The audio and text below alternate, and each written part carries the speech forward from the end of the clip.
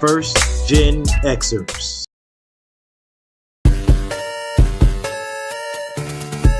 Poetic beats, poetic beats, poetic beats, poetic beats.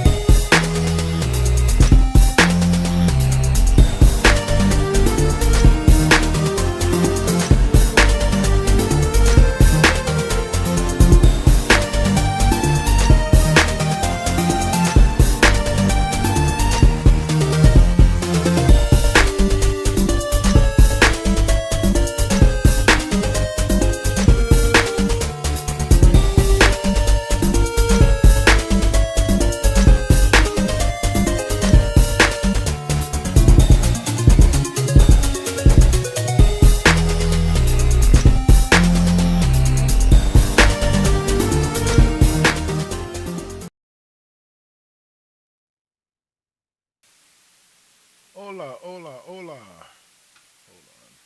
Let me fix something real quick. There we go. It's not for you guys, it's fixing it for me. There we go. Okay. So I can stop hearing feedback of myself talking. I don't particularly care for that. I don't know how many of you would. It's always something. Yep. It happens, man. It happens in the world of podcasting. It happens. My name is Dark Lord 100, aka K Double.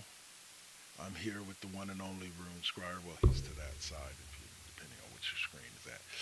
And then down there, that dude right there, that old dude with the gray hair, uh,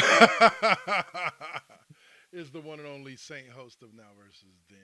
The distinguished gentleman of Now Recogn- versus Then. Recognize the Get that gray in shit. that Yeah, beard. get that shit correct, sir. Get it Recog- correct. Recognize the gray in that beard. Yeah. All right, Denzel, calm down. Putting cases on y'all bitches. Man, let me stop. We got a All case right. of insure over there for you, man. It's all right. Oh, Fuck you. Coming oh, out swinging. What? No. We're going to have a fun show today, y'all. What's up? We just figured we'd start out hot. This is the Cheap Pop Podcast, and we are bringing it to you live here on Twitch and YouTube. And I need a drink. I need a drink. 5 I minutes need a into the drink. show. I need a drink to be fixed. All Yeah, right. because Oh. we you mean like Yeah. a nice, cool, refreshing glass no, of red no. drink? Preferably the stuff that they usually, get at a store, but you really can't get on Sundays. Yeah, that kind of liquor. That kind of liquor, huh? Yeah. Let's see. There is a church that we Yep. were told about, St. Peter's Anglican Church in northern England, town of Shipley. And they have looks like wrestling promotion that takes place Really? in the middle of their church Mhm. every Sunday as a part of their weekly mass. Now, I'm here. I come from the '90s. I wouldn't doubt it if there was a couple of these that existed back then. I can definitely see this happening and working, and I don't say that jokingly. I'm dead serious.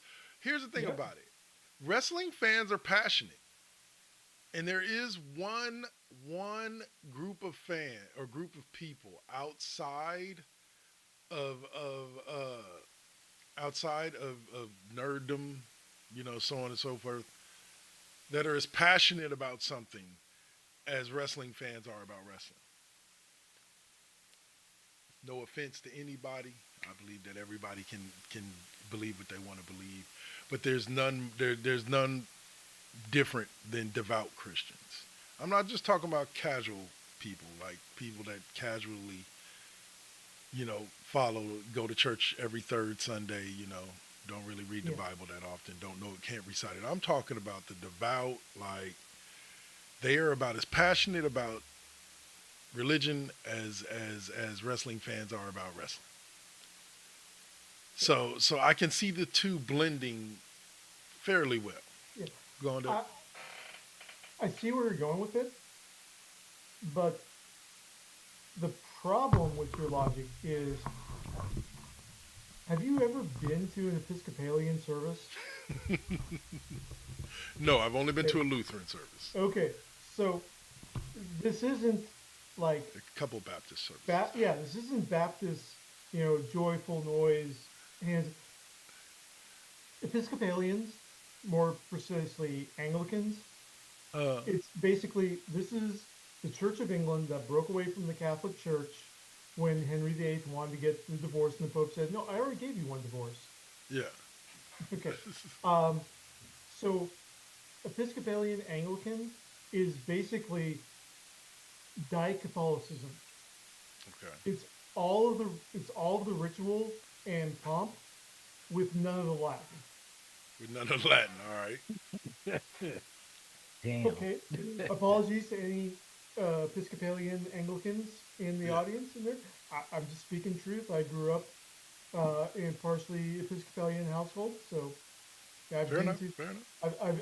I've been to Christmas service at Grace Cathedral over in San Francisco, which is absolutely amazing. Although, right during the middle of the service, I'm hearing people in back of me. So, this was so much nicer last year, and like, okay, yeah, For is the people, yeah, is the waspiest of wasp Christianity. but Damn. it's but they seem to have melded Right. wrestling a pop culture phenomenon with the message of the Lord, and I find that to be a good thing. But I agree with what you're saying. Like I know the type, yeah, Yeah. but It's all, but it's I ain't got a problem with it. It's like, I think it's fine. I think that yeah, there's lots of you know promos that can be run yeah, off of this. yeah. So yeah, Well, see, I just want to know kind of what the announcer sounds like, because at the end of the day, like, do they are they an actual wrestling promotion? Like, they you are. know what I'm saying? Like, Yeah. do their guys have their own like personas and gimmicks, or is it every week? Oh my God, here comes Judas with the Money in the Bank. Jesus can't stand up. Like, what do we get here? Like, Yeah, that's what I want to I know. think that, Like, yeah, I think I think that it's just a straight wrestling gimmick You promotion. went there. You went there, Yeah, bro. right, You I'm you just you, saying, you went you there. know. You yeah, you uh, went there. um, uh, Jesus. oh my goodness. it's Oh basically my God. it's Adam like, with the stunner.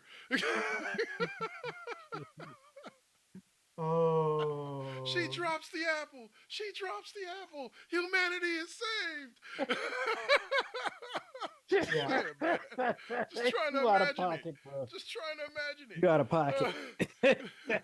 You out of pocket, bro.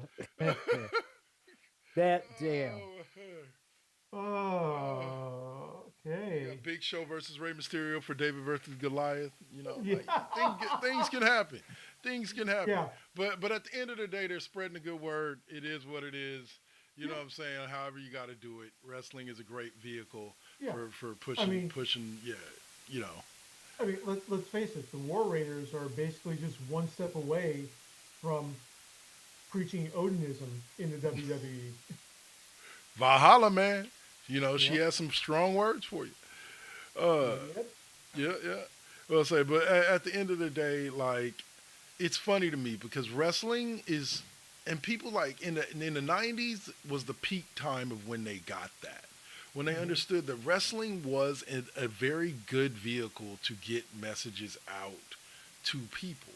Of course, people within the industry understood that, but it took until the 90s before like people understood, like in pop culture and in the surrounding media and areas, people began to understand that, wow, okay, this wrestling vehicle is a great way to, move our message out there to millions of people who probably would never even look in the places where you'd standardly be giving your message. Yeah. And I believe that this is up in North Country in the It's in Ireland. UK. Yeah. Oh, it's in Ireland. Or it's Okay, in wow. I believe in either Ireland or England. Hold on, I was reading in the thing there. Yeah, Northern England town of Shipley. Right. So that's Okay. that's up close to the Scottish border. Yeah, So, that's where, if you're an English wrestler, you're either, from London in the dock towns, in the rough portion, or you're a big bruiser from the North Country and Scotland. yeah. The Drew McIntyre type. Okay. So, Well, like so I yeah, said, these great are, wrestling is a great story. And here's another connection for you. Remember, no matter what level you watch wrestling at, no matter how long you watched it for, wrestling has always been about a battle between good and evil. Like at least when I grew up, like or a you battle had Hulk between Hogan versus the Iron Sheik. It like somewhere around WrestleMania 6 that started to change because that's when you got Hogan versus Ultimate Warrior, and neither one of them was the bad guy. Like Right. we can get into that later. But in general, early on, wrestling was all about you had the good guy who was normally your champion, and he was always facing some bad guy. It was a Russian bad guy, or Yeah. whatever the bad guy of the moment was. Yeah. Or the way that the luchadors did the Technicos versus the Rudos. Right. So you could see how that could shift over to that religious narrative, and give us some great stories there. All Well, right. I mean, and WWE's already doing that with Karrion Cross right now. Yeah. Yeah. Hey, somebody pointed out something, and we can talk about this later, but I'll drop it on y'all to think about now. Think about the last like 4 feuds that Karrion Cross had, right? Hmm. And then think about his hairdos in every feud. It was a meme, but like it's true. Karrion Cross changes his hair to match whoever he is going after. Like think about it. Like I'll use a prime example. AJ Styles is who he's fucking with right now, right? Or he was fucking with recently. His hair was straight Yeah. and long, just like AJ's is. And like I forget what the other guy was, but he had his hair done up like his too. I'm like, what you out there doing, Cross? We can talk about that later. All right. So now we go to Okay. our first segment, our best segment, our fun segment. Pop culture. That's right. All right, y'all. So we'll open up as usual. We can make this a quick conversation. There was only one episode this week, but there was a lot of information kind of given to you in this episode. There are 9 episodes, so this is not the last. Next week is not the last episode of Daredevil. Okay. But for those of you who out there who haven't seen up till now, we are about to talk about a spoiler-filled review of episode 7 of Daredevil. What was the name again? Daredevil Born Again. Well, The- no, or not the name of the Born episode. Again. The name of the episode. Let me The look name of that the up real episode was don't know. Anyway, so we'll get back to talking about it. But a lot of interesting things happened in this episode. If you guys want to start with the end, we can start with the end and then kind of work our way back.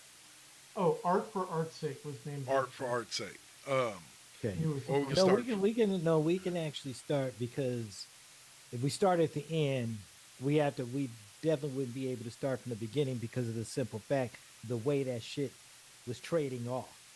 Yeah. The differences between, what Fisk was doing, and then it was kind of counteracting with With Daredevil.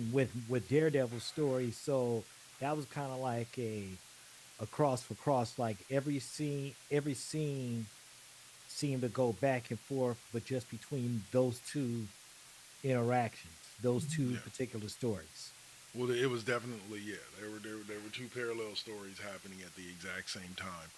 Yeah. So, Dave, your thoughts? Um, it was good. Uh, Mm, Lots of leading up to the fight at the end. yeah, Um, and that was really a great capstone fight. Um, and you know, no surprises from the vigilante, anti-vigilante task force right. in what happens. Yeah, You know, like, we. Oh, actually, I was impressed with Heather yeah, stepping up in yeah. there. Yeah, she. Yep. Well, okay. So some of the reveals that happen early on in this episode is you see that Nico has lost his goddamn mind and came to Vanessa looking to try Luca, to not Nico. Luca. Sorry, not Nico. Yeah. Luca. To try to overtake Fisk, and yeah, that was. Right. You'll come to find You out why know, that's later. That was one of the most retarded moves ever. we knew Uh, we knew that was a lost cause, bro. yeah, Yeah. yeah. Dude, dude, you Are wear a you asking for my tracksuit. permission or Yeah, like my Yeah. help? For first my of all, endorsement. first of all, you're wearing a tracksuit like the rest of those guys do, and my whole thing was like who the fuck is this guy? Like Who do you? you're Yeah, talking to you're talking to his wife.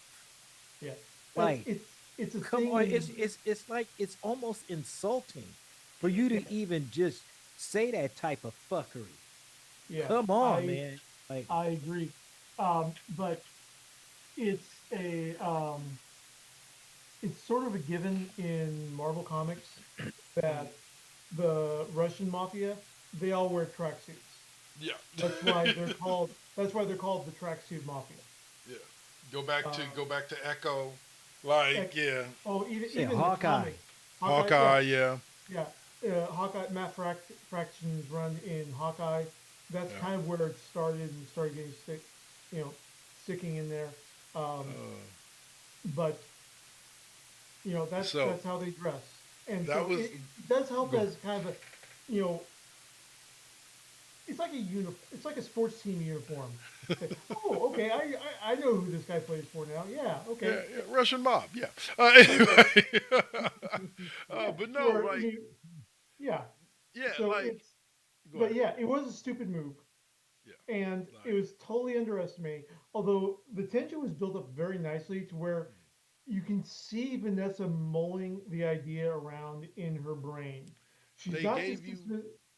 plausible reason to believe that she would be all Yes, about the plan that he was presenting to you. They gave yes, you very plausible, and they even set it up. And here's the thing about it: they even set it up in the previous episode with everything with the doctor being like, "Hey, are you sure? Like everything's okay at home?" Like yeah, they set it all up to give you plausible reason to think she would definitely bite on the bait. yeah. Yeah, but Vanessa, So that was that good. real ride or die. We'll get to that. Yeah. We'll get to that in a minute. But we also had the We also reveal of Muse. who Muse was, Yeah. and the fact that he was actually a patient of Doc Heaven. Of him. That Yeah. that right there, I mean, I was surprised, but at the same time I was like, nah, Yeah. something was kind of off about this dude. Like, Yeah. you I mean, you could know, tell from the very beginning when he approached her at the book signing, a couple yeah, episodes back, that something's off with this guy. So yeah. He was definitely sus. yeah, So I yeah, the I no. yeah, we find out that Muse was uh, spoiled little rich boy, never got enough love, and mixed in They taught him few. karate, and he killed his karate teacher. Yeah. Oh no, he killed his karate. He killed his taekwondo teacher. No, that's what I was gonna say. Like Yeah. his parents forced him to take karate. Right. Like like what little boy doesn't want to do karate? Stop it. Yeah. Like So yeah, stop it. Get the it fuck was out of here. all. Yep. Like fine. So he, Yeah. yeah, so he kills his parents for the insurance money, as you do when you're a psychotic rich kid. Yeah. Mendez brothers. Anyway, yeah, man, like evidently that's just the thing to do. You know, That's fucked like up, bro.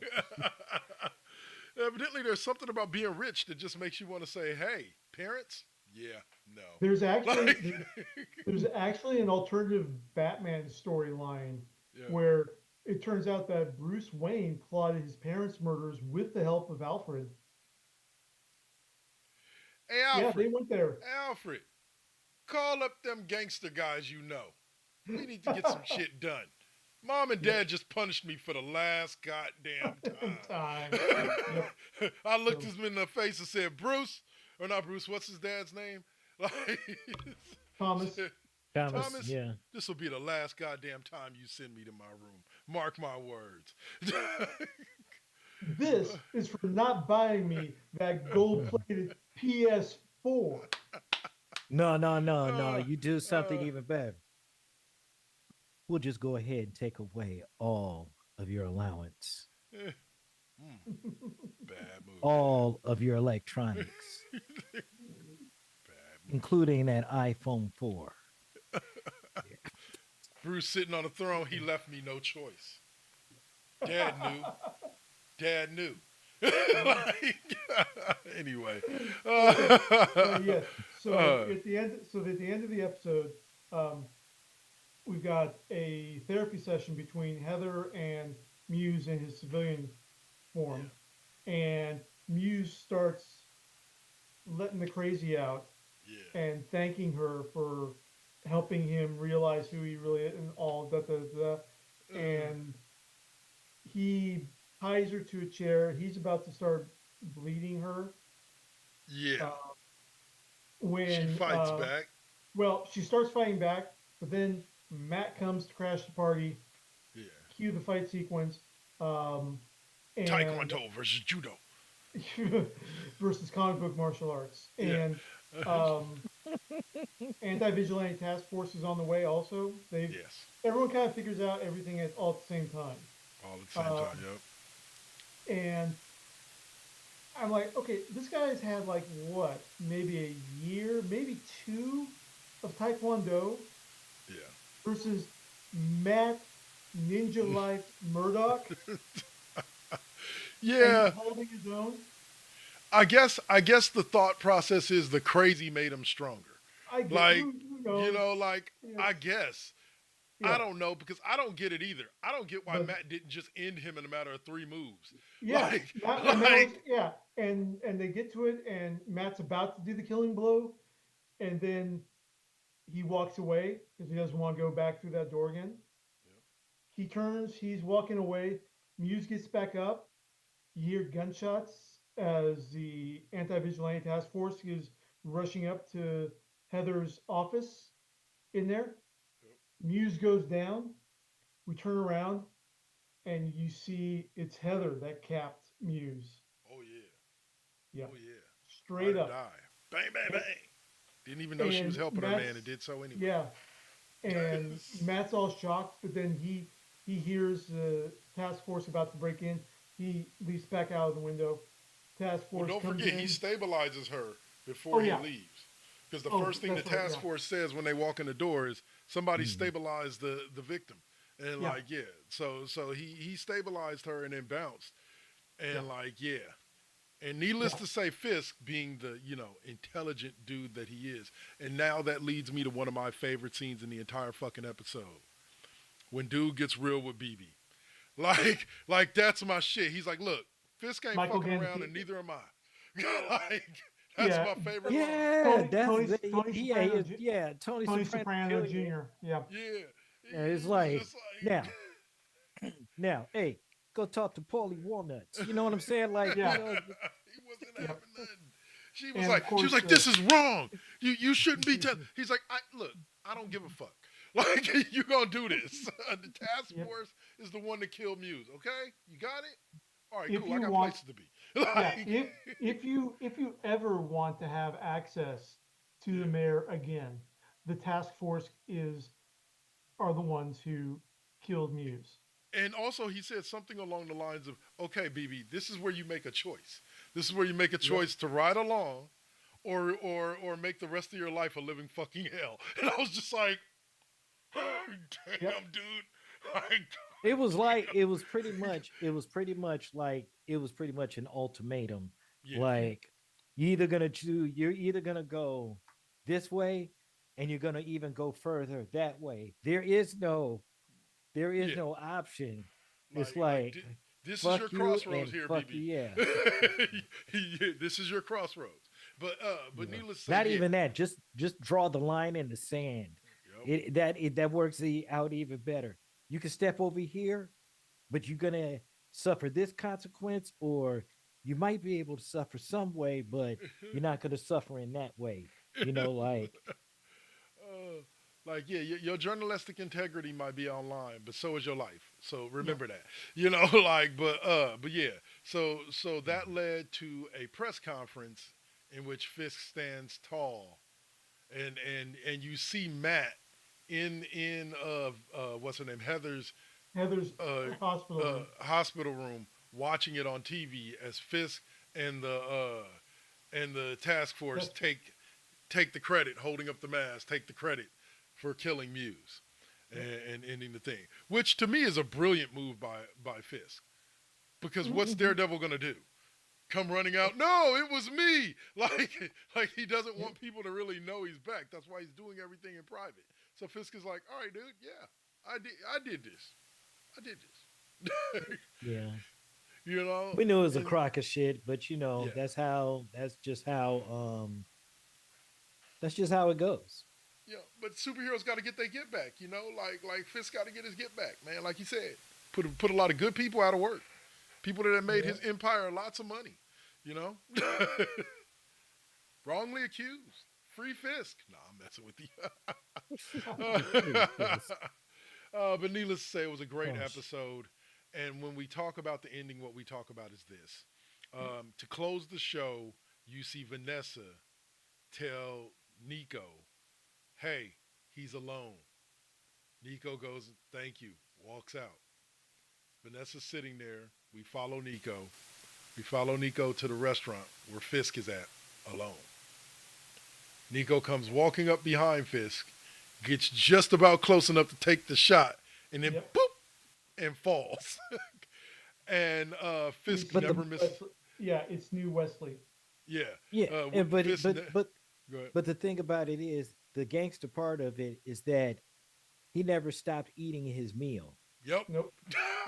That's the Never cold. stop. That's the whole. He's just sitting up there, whatever the fuck he was eating, and he just sit up there, boom, takes a Said fall. thank He you. was like, "Thank Thank you. you," Yeah.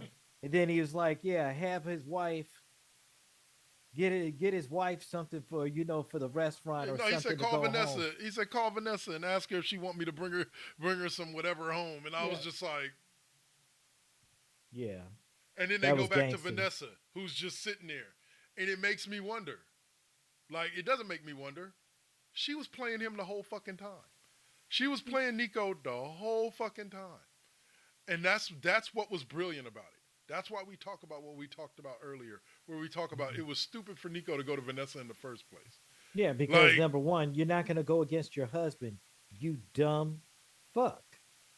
You're and not especially gonna go. Vanessa, like all the Yep. shit she done been through with Fisk. Nah, that's her. That's her dude right there. Yep. You're not. Yeah, They they have a rough patch, but not a I'm going to be better off without him or right, her rough patch. right. Yeah. You know. So at the end of the day, that's how we end the episode, and I think Fisk is going to find his balance of still remaining an underworld king while at the same time being the mayor of the city. We'll see though. We got We two will more see. episodes. We got Yep. two more episodes. All right, Dave, you had a couple of things for us for Pop Culture Corner, so All right. run us down. So starting off, unfortunately, on Tuesday we lost Val Kilmer. Been battling throat cancer for many years. Passed away from pneumonia. Lost him at 65. And I think R.I.P. the the biggest insult for this man was Variety's headline on there, where it said Kilmer, star of Batman Forever Tombstone, dies at 65. Batman Forever.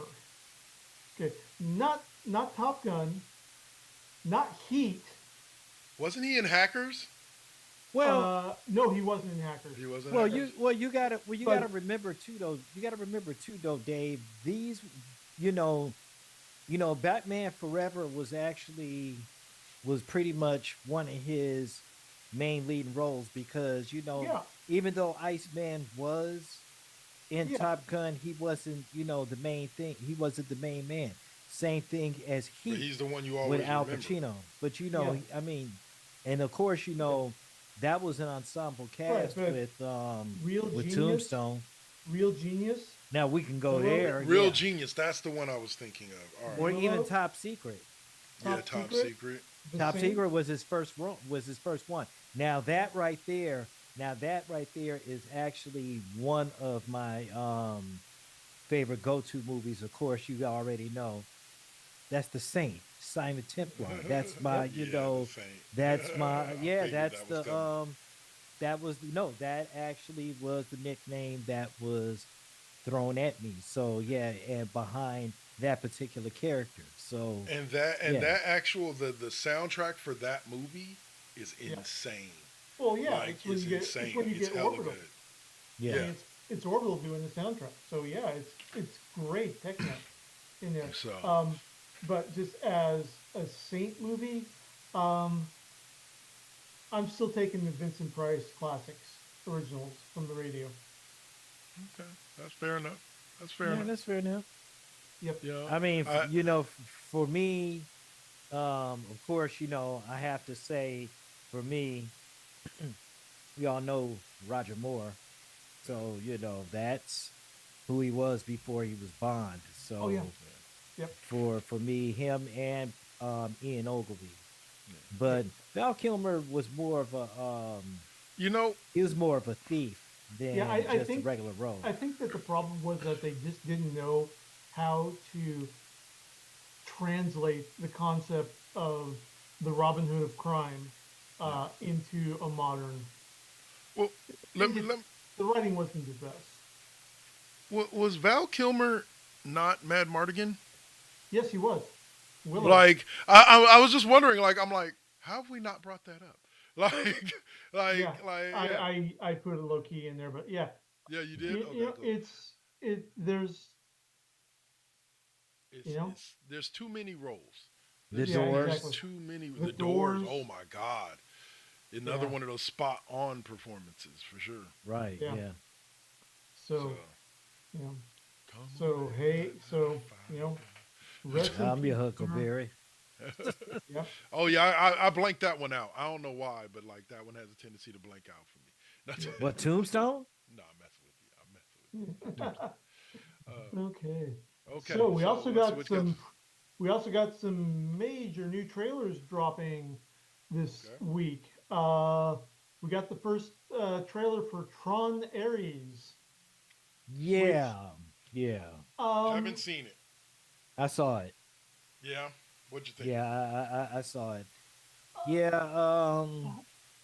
Well, well, we know that Jeff Bridges is gonna Jeff be in it. Bridges is going to So, be in it, Okay. and we but also know that Jared Leto is going to be That was- a major character, which is kind of that's a no on me, dog, for me. yeah, Um, but they're actually bringing Tron into the real world.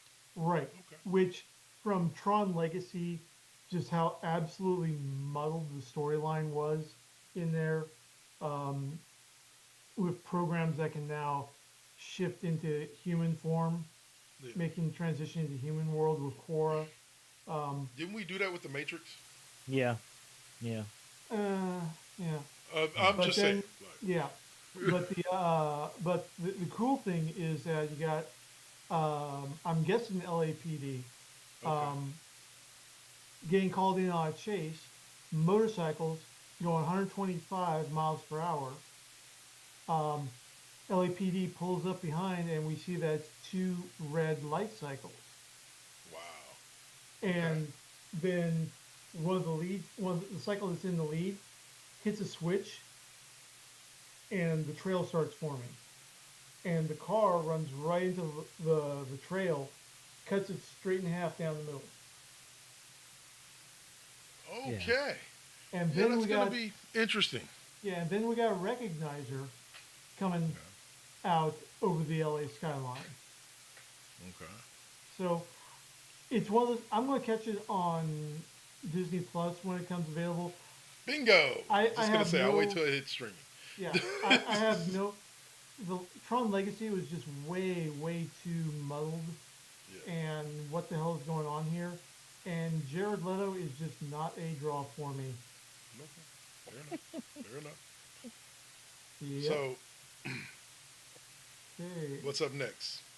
Okay. Up next, we have another trailer, which is Liam Neeson doing a reboot of The Naked Gun. Yeah, I Yes, saw that too. Frank Drebin I Jr. w- I was extremely suspect until I saw the trailer.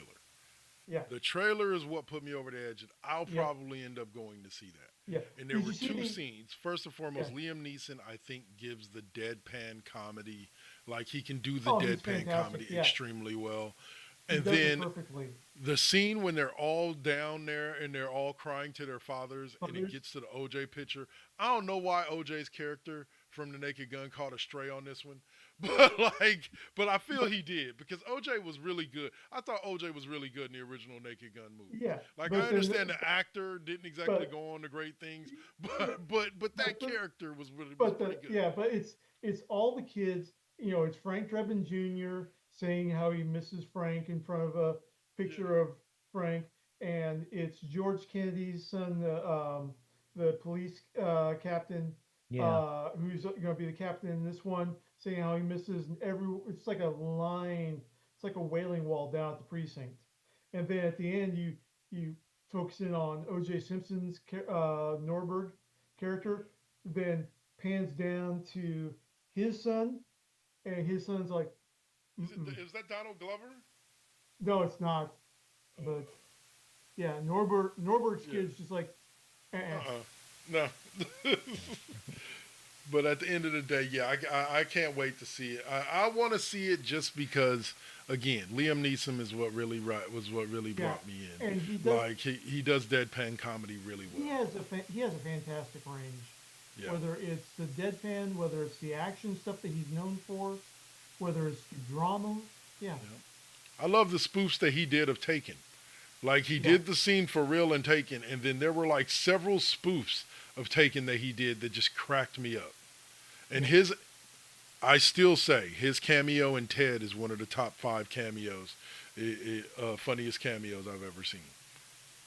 Like, if you haven't seen the Ted movies, I believe it's Ted 2, isn't it? That he does the cameo in? yeah. possibly. Yeah. So check out Ted 2 because it's All hilarious right, in yeah. itself. Mark Wahlberg doing comedy is weird, but it's funny. I still see him as And Marky Mark, feel the vibrations. Anyway, our our final trailer for this session is a surprise announcement. May 4th on Disney Plus. dun dun dun. Star Wars Tales of the Underworld. This is the newest Star Wars animated project from Dave Filoni, Okay. and it's going to focus on a post. Uh, no, it's not there. It's not post Empire yet. It's a post Fall of the Republic, but it's going to be Cad Bane and Asajj Ventress. Okay. Okay. Yes, I'm down for that. as they are navigating the new normal of the Empire. I'm thinking about actually starting the Clone Wars over again tomorrow from Oh yeah, episode 1. yeah, Actually, I should watch Okay. the movie first, huh? Because doesn't the yeah, movie technically come yeah. before the It first technically episode of does. Clone Wars? Yeah, yeah. Yeah. But yeah, so we're all excited for that, and that's May Yeah. 4th. So we've still got 2 more episodes of Daredevil Born Again, Yeah. followed by a whole new season of Andor, Oh yeah. and Huh. That's then right. This month, huh? this. So Looks like there's going to be a lot of things for people to tune in for, huh? you've been Oh waiting, my goodness. you've been waiting to do that trial for Disney Plus. Now's the time. Yep. Keep up with us. Keep up with us. You Yeah, betcha. goodness My whole thing gracious. is I got to get for my own good. I got to get caught up on Arcane. I still haven't seen any of season 2. So, well, I say, all right. Well, So you got let me see. Tales in the Underworld, Daredevil. Yep. Okay. Here's Couple, just a real quick hot shot for you guys. Do you have anything else, Dave? yeah, I Well, got yeah. Oh, three more things, and also I guess got Sync got something. well, no, All no. right. Go ahead. Go ahead. Well, let me Okay, hit you with a quick hot shot real quick, and then we can move on to the three that you were talking about. yeah, yeah. Um, it is said that Oscar-winning Harry Potter director Alfonso Cuarón will be potentially directing the next Bond film, the 26th in the franchise. Mm-hmm. So I don't know which And Harry Potter film he did. So yep. Well, I don't know, but he's the one who did Gravity. Gravity, okay, okay. So maybe it'll be good. Maybe it won't. I don't know. Who's playing Bond? That's what I asked. I thought Daniel Craig We That's don't retired. know yet. that's That's the big we question. yeah Yeah, we I have no clue, and because I'm big on Bond and the movies and so yeah. forth, Idris and Elba. Idris Elba. it would be nice, but because now Amazon has taken most of it, we don't know what we're getting ready to get Okay. because as far Holly as Berry is the James Bond. Oh God, no. no no no No. They're bringing her back as fucking Storm, maybe. No, But no, I'm on that. I'm on that. But no yeah. no God no. damn it. All right, Dave, take us away. okay, so taking us home for Pop Culture Corner. All right, so I'm sure we've all heard that Netflix is going to be taking their shot on the Chronicles of Narnia, being directed I thought by Greta for a split Gerwig. second there, I thought you were going to say Chronicles of Riddick. Anyway, Nope, nope. No, no, Yep. no, no. So, but there is yeah, news, and poor. this is not an April Fool's joke. Um, one of the someone who is in talks for being the voice of Aslan, Mhm. Meryl Streep. Yeah, I won't be seeing Okay, that. I didn't see no, it yet. no, no, no, no, no, no. Okay, time the fuck out. Okay, first of all, I'm a guy. I'm kind of against this in this form because Netflix be cutting motherfuckers off in the middle. They will cancel you out because we already had three other Chronicles of Narnia movies. Those were good. Yeah. Yep. Okay. And then, Disney decided to, No, they Disney. sweep in. their rights ran out. Yeah. The rights, So, Walt Media's rights to Narnia ran out before they could go start on the fourth movie. hey, that's just, the thing. But It's the story of adapting Narnia. yeah, We only but we get up to the Don Treader, but no Aslan, further than that. but for Meryl Streep to, yeah, no. He said no, just no. All right, what else you No, got, Dave? and it's not anything. And believe you me, because folks are gonna be about, oh, it's the woke thing to do, and blah blah. That's an absolute no. Hmm. No. Hell no. But All yeah, right. we'll see how all that. It's a develops. lion. It's Yeah. a male lion. Absolutely fucking not. No. And they are actually, and Dead I ass, think bro. I Well, think Sane is actually, against it. yeah. I'm pretty sure he's against it. Yeah. And they are going to start, apparently, they're going to start in chronological order of the story rather than publishing order. So we're actually going to get The Magician's Nephew first, which is how Narnia gets created, how everyone gets to Narnia, etc., etc. I have no disrespect for that, but no. The first book is the Chronicles of Narnia. Period. Yes. First book is Period. The Lion, Dot the Witch, and T. the Wardrobe. Yes, Or Lion, the Witch, and the Wardrobe. I understand that, but Period. it's Dot like the origin story for Spider-Man and Batman. Okay, we know this. We know what happens. Let's Yep. see some of the other Indeed. stuff. Yeah. That's kind All of right. like that. That's kind of like the star. That's kind of like start like. That's kind of like starting episode one. That's like starting. Yeah, that's like starting episode one. And we all know. We all know when we went to go see that. we almost wanted to do a movie review with that. And you know what, Kevin? You already know what the movie review was. Jar Jar Beaks almost got that, but I was patient. I Yep. was patient. No, Well, no. I, We start with the Chronicles of Narnia, the Lion, the Witch, and the Wardrobe. No, we yes. start there. Yep. We not gonna start that. That's kind of like the Tolkien books was Yeah. written. You know, yep. the last three, and then the The first. Hobbit and No, everything. Yeah. yeah, no. Yep. All right, Dave. What else? All right. So last two, we have desperate chances for nerd redemption. Redemption. First up, Finn Jones wants to come back as Iron Fist. Yeah, yeah. He wants to I saw prove that people too. wrong. All right. Um, we'll see. We'll see. Especially because we're getting rumors that season two of Daredevil Born Again is going to feature Iron Fist. Okay. So they're gonna I bring mean, him out first before they do Coulter yeah, who and knows? Jessica Jones, huh? Yeah, I mean, I want us to get back to Oscar Isaac's Moon Knight, but Yeah. Yeah. Please. we'll see. Yes, Supposedly, please. so far, there's not going to be a second season, but we'll Yes. see what happens. And Halle Berry wants to come back as Storm. Everyone's been asking since her name was not on the list of No. actor No. chairs in that trailer. No. Yeah, Just no. I'm sensing. Yeah. Hard I'm pass. sensing some That's resistance. about that's about as No. that's about as big. That's about she's got about that much of a chance. That would be better than no, No. No. Yeah. I'd rather see somebody who's never played a single character ever before in any movie than Holly Berry as Storm again. No offense to you, Miss Berry. You had two chances at it and fucked it up both times. Go sit down, take your lollipop, stay out of the way, let grown folks do business. Not to No. mention Catwoman. Yes. yeah. Yes. Yes. Yes. If you thought you was anywhere near as good as Eartha Kitt, you out your damn mind. Just stop it. Mhm. Stop. Yeah. Okay. So, yeah. All right, So that's all for me. All right. What you got for us, Saint? All right, so I guess you guys just completely missed the mark about the brand new Superman trailer. No, he talked about it Actually- earlier. No, I Oh. talked to Kevin about it Yeah, earlier. yeah, you guys Yeah. might have talked about it earlier. Yeah, Well, But we didn't. I We I got didn't. a We didn't chance talk to about see it on this. there yet. Well, listen, this is definitely.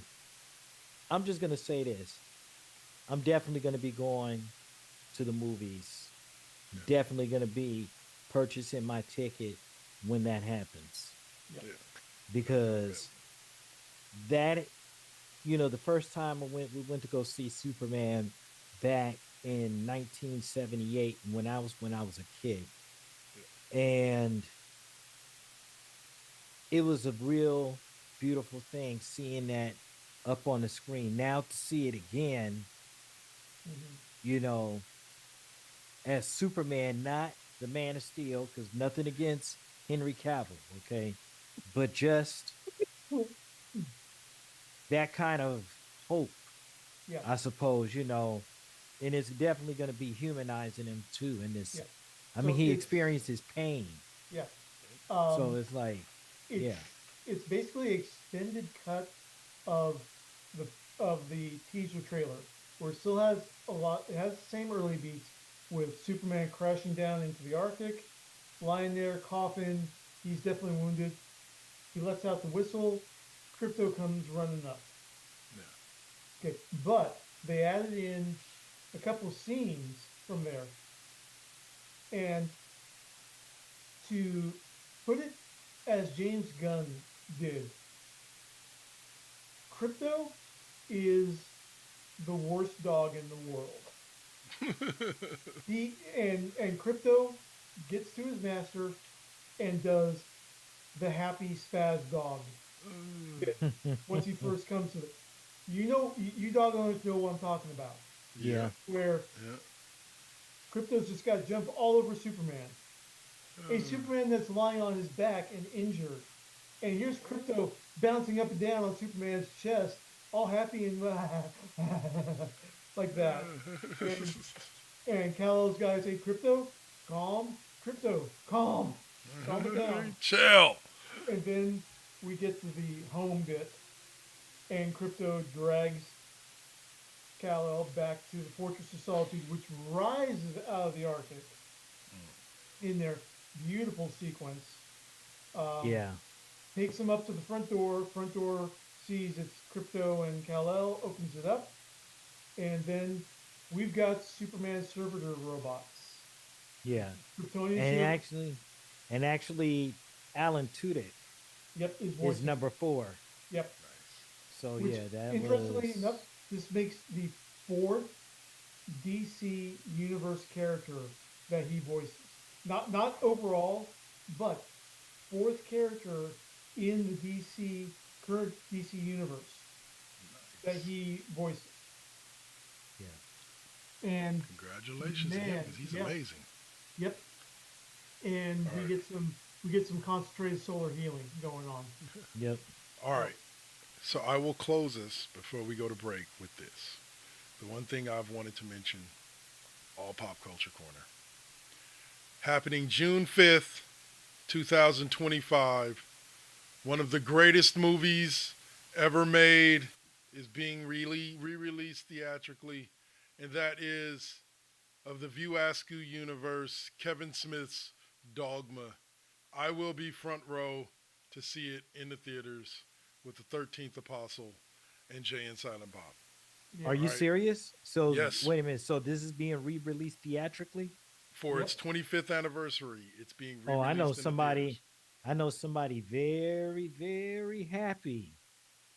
I know someone very happy will I can't be wait.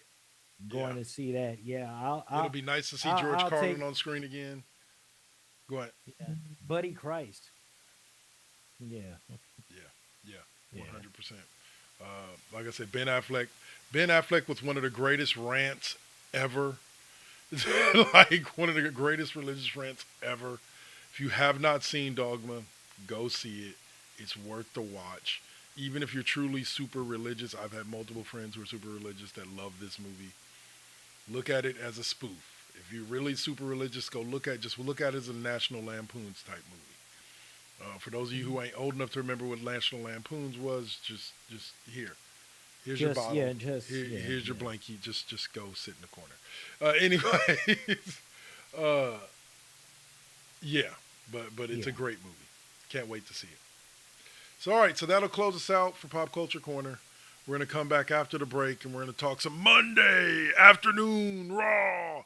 No, from Netflix and SmackDown as well from USA as we talk some wrestling on this week's edition of the Cheap Pop Podcast. I'm Dark Lord 100. That's Arun Scryer. That's the Saint. We out.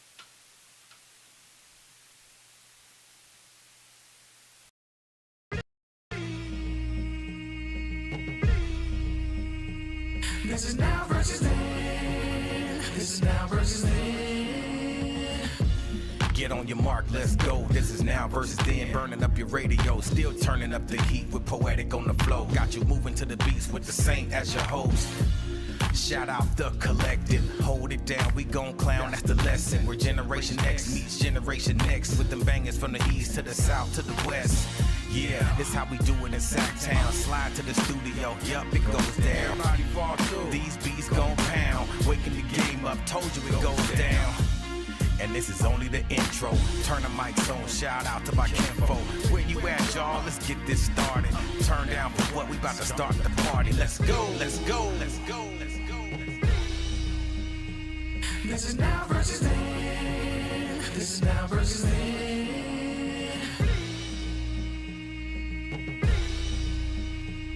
This is now versus then. This is now versus then.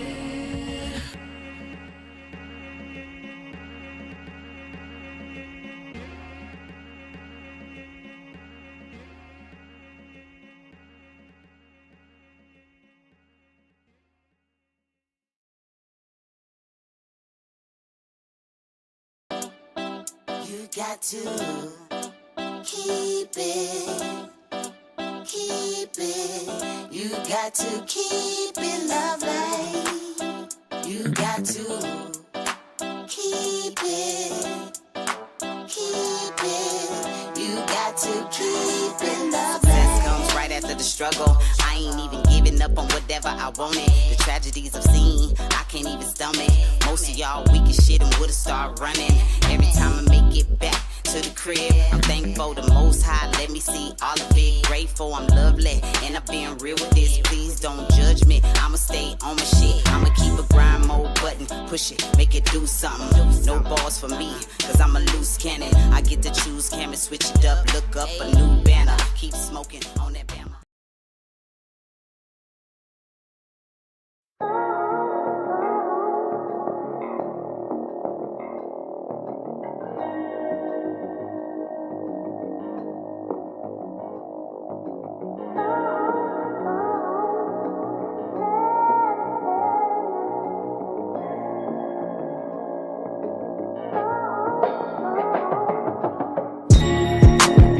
They say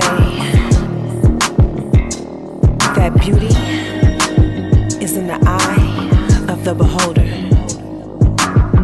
But the definition of beauty is distorted. Yeah, come on.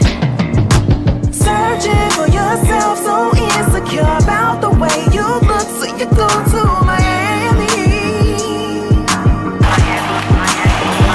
You can't find the love within yourself.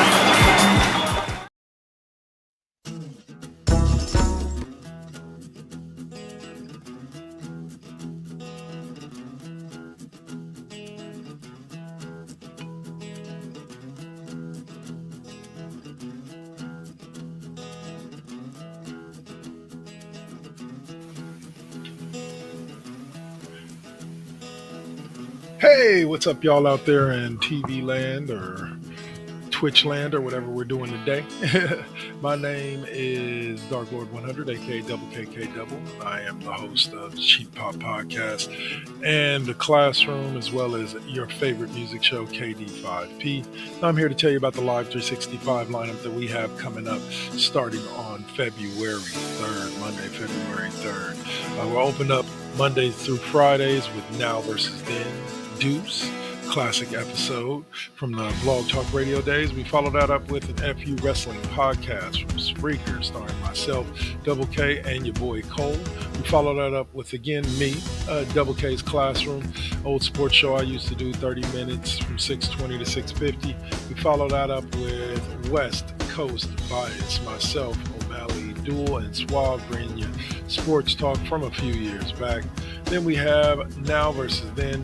That's the centerpiece of our day at 9:35 a.m. with a classic episode of Now versus Then. And every Wednesday at 9:35, you'll get a new episode of Now versus Then Deuce from Twitch.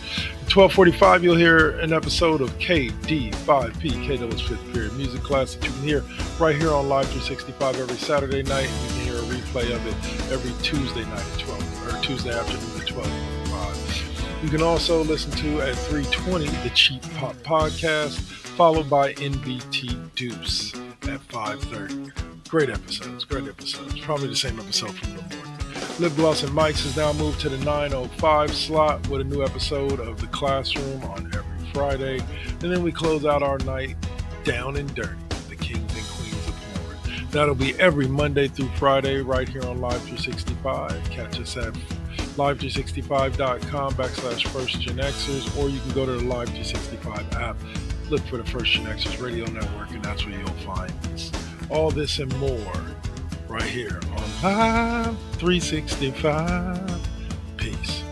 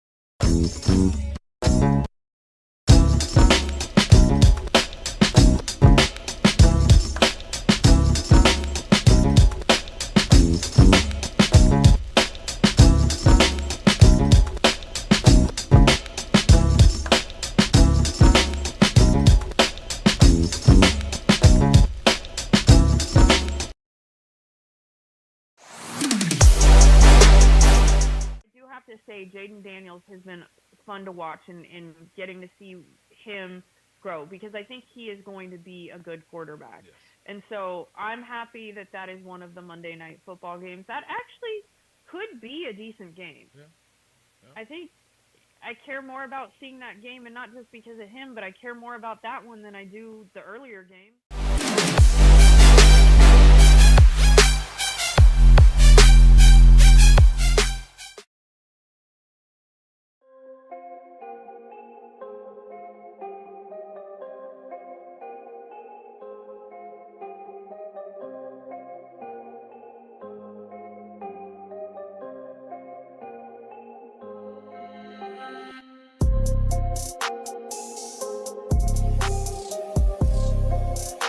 All right, and it's Double K back with you again, host of the Cheap Pop Podcast in the Classroom, also your favorite music show, KD5P, and I'm here to talk to you about the Saturday and Sunday lineup. Last video we did Monday through Friday. This week we're going to do Saturday and Sunday. All these shows will be airing on Saturday and Sunday concurrently till about mid-afternoon, and then we go into two different lineups. On Saturday, Sunday mornings at 12:30 a.m., you get a classic episode of Brick House 2.0. Followed up by Lovely Radio, which is back on the air with First GenXers. And we have Mr. Deacon at 5:15 a.m.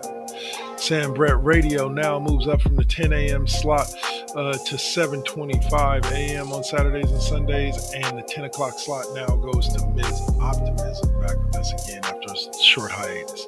We follow that up with another episode of Lovely Radio at 12:10. And then we get Sam Brett one more time from 2:45. You get about an hour and 15-minute episode on Sundays, and you get a full 2-hour episode on Saturdays. That episode will air right before the live episode of K-Double's 5th period music class on Saturday nights from 5 to 8. Right here live on Live 365, where K-Double brings you some of the hottest tunes from the 70s, 80s, 90s, and 2000s. And then we close out Saturday nights with the Worldwide Wrestling Podcast from 8:15 to 11. So on Sundays, you go from Sam Brett to 4:10, The Classroom. 45-minute episode of an old version of The Classroom that we had over on Spreaker. And we'll follow that up with Dirty Talk 101 at 5:30. And we close out with 7:40, the Worldwide Wrestling Podcast, another great edition of me and your boy Cole. And then we close out at 10 p.m. with the Sidebar. So thank you for listening or seeing me here on Twitch if you're watching on Twitch or YouTube. And join us on any one of our platforms here at First Gen-Xers and Double KK Double Network. You got 2KK2network.com, my website. You also have the twitch.tv/ First Gen-Xers, and you also have Live 365 where you can find us or you're listening to us here. And we also have for those podcast folks over on Spreaker, a place where you can find the Cheap Pop Podcast and the Classroom on podcast. And you can download it and everything. So that's it from me for this week. This time around, I'll be back again with a new schedule as of May 1st. But until then, y'all enjoy this lineup and stay up. Peace.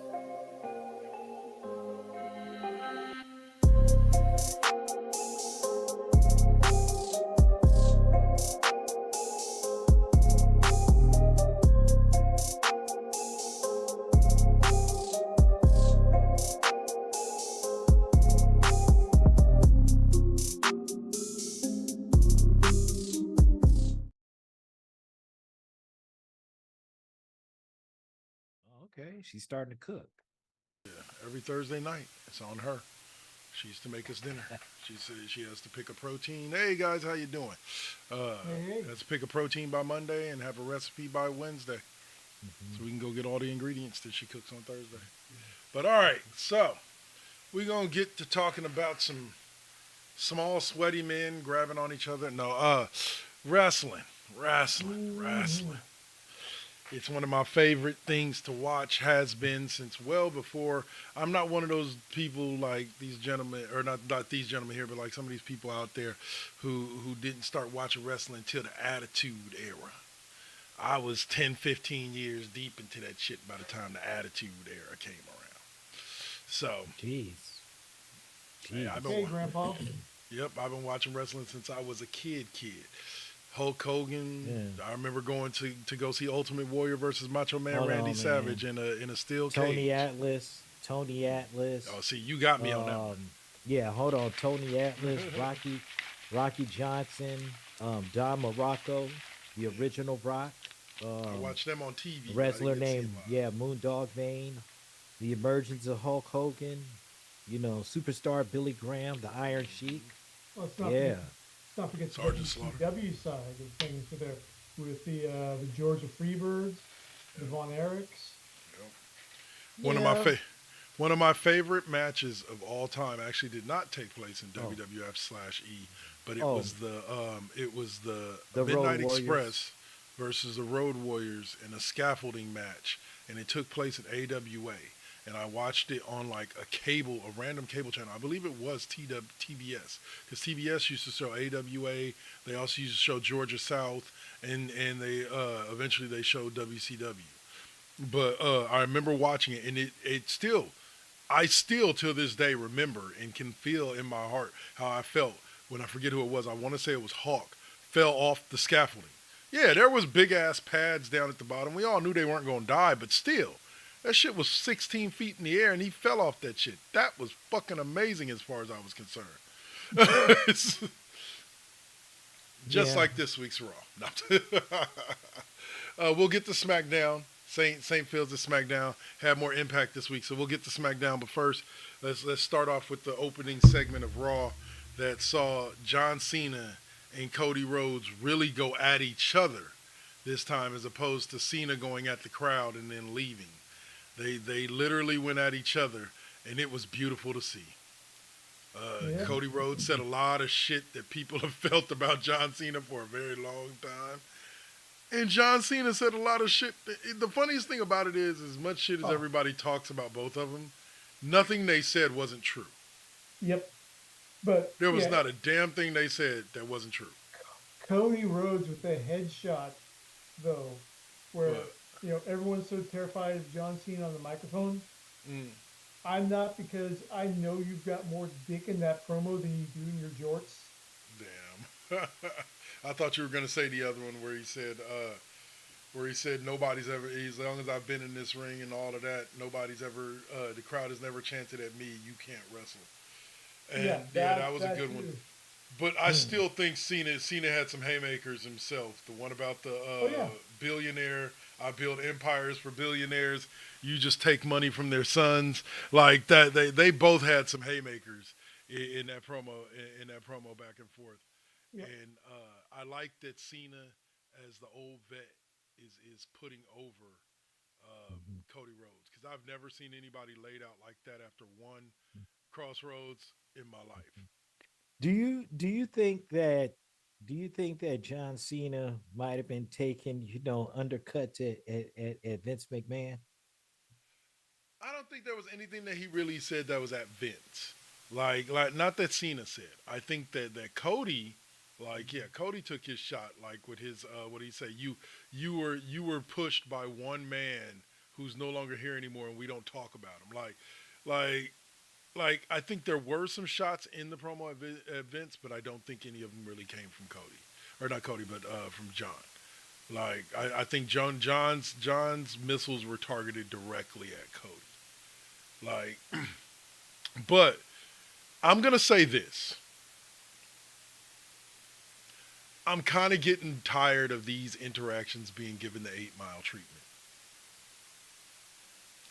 Like, and what I mean by that is, Cody Rhodes basically came out and said everything bad John Cena could say about him before John Cena could say it. like, like it's the scene from 8 Mile when B Rabbit comes out and raps everything about himself before Papa Doc can say anything, and then lays into Papa Doc. Yeah. Like, I get it. Like, I get what you're trying to do with it. And that's awesome, but like, I could have done that promo. Could have done without that part, at least in my personal opinion. What were your thoughts on the promo? I mean, it's the particular thing. John Cena, he does his thing Hmm. in a serious manner. You know, he talked his shit. He talked his shit to the fans about the fans and about his feelings, but it was his truth. So I love, I really I love, can't complain about it. I loved his line about "I am talent." He goes.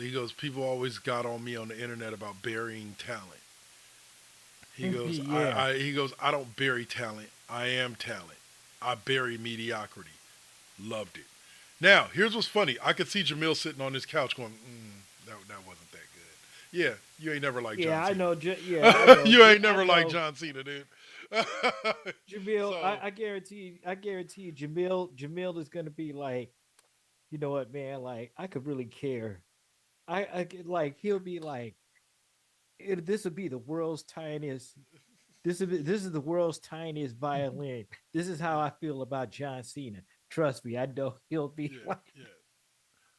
Dave, what were your thoughts, bro?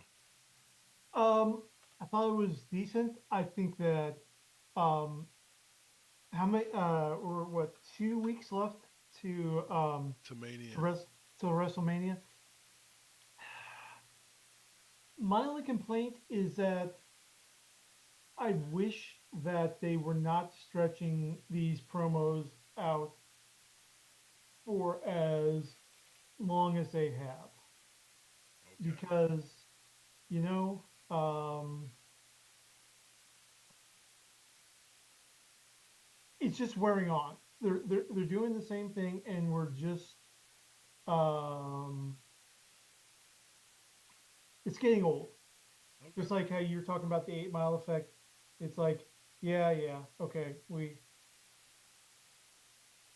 Okay. know. Okay. well, yeah, I can. Well, I will say this. I'll say this in because I agree with you in that sense. But then we already know it's 2 weeks out. I guarantee you something is fixing to happen Well, before something is fixing to happen either tomorrow or Friday night because of the simple fact they in the usually vein, get up I was a gonna say, well, notch in or the two vein weeks of what you're beforehand. saying, it's been a slow progression, and we're getting to what some could consider the red zone or the hot zone.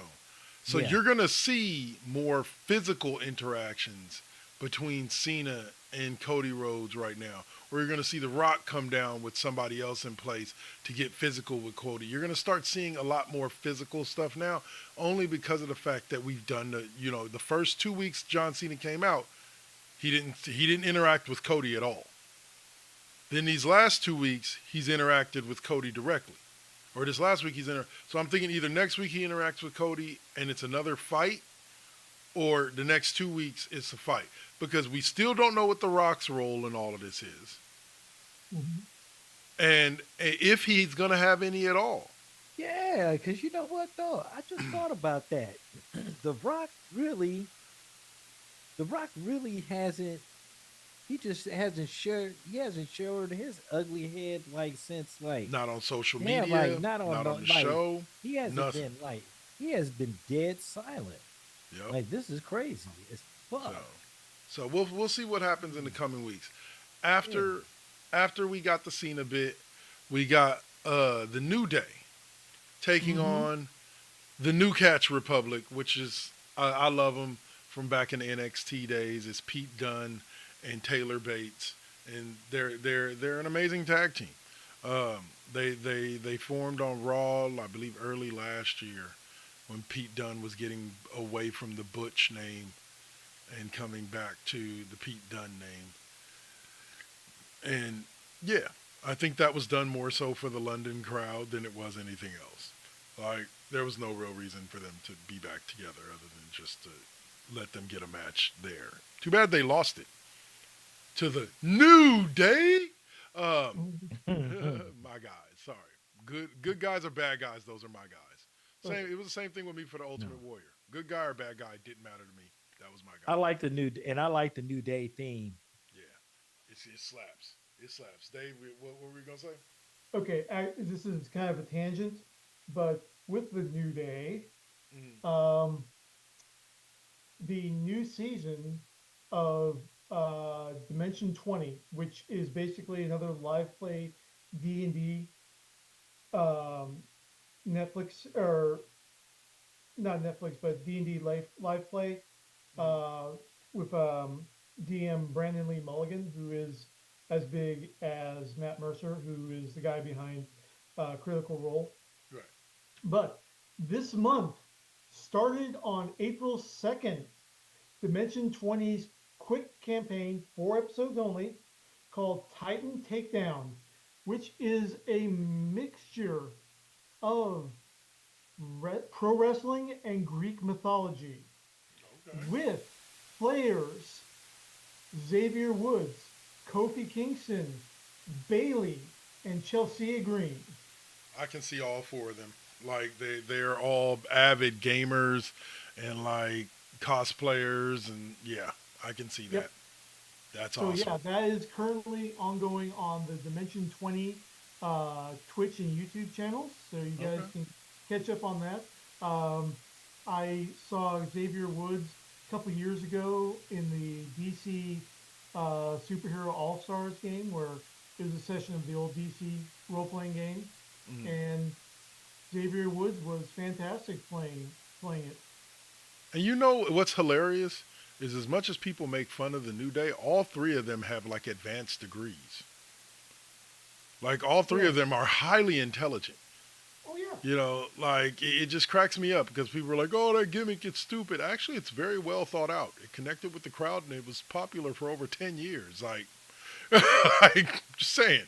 But anyway, and on top of that, they get the bonus points of taking a shitty gimmick that was given to them by Vince McMahon and making it their own and getting over Yep. with it. Yep. Because their original gimmick was that they were supposed to be preachers, and like, yeah, because that's what. Never mind. Well, anyway, I the next remember match. I remember the halcyon days of Bootios. Yep. I'll Oh say, yeah, you're right. Damn, you made me think about that, man. When they were doing the well, no, not necessarily, not even before the Bootios. They were actually like think gospel about choir yeah, type think about shit. the Yeah. debut New Day promo. They were Mhm. preachers. They were all wearing the vest and the bow ties, and they were clapping and jumping around, and they were preaching to the camera. They were preachers. But they took it and made it their own and became the New Day. And pancakes. Pancakes. That was always one of my favorite things. This nigga was literally flinging pancakes, real pancakes, out into the crowd. Those weren't toy pancakes. They weren't fake pancakes. They were literal. Somebody made up pancakes for Kofi Kingston to run down the aisle and fling them out to people in the crowd. Yep. All right. So Next after that, was Big Jim Jim, versus Gunther. yep, versus Gunther, a match that was well done in every aspect. But I'm tired of seeing Big Jimmy get his ass whipped. Like I just got. I need my brother to get a win every now and then here. Like and he got his ass whipped pretty good in this Yeah. one. Yeah. In the match and post match. Yeah, I need That wasn't Big cool. Jim to get some wins. What's up? Yeah. Yeah, Oh, that and that was not cool. That was yeah, not cool.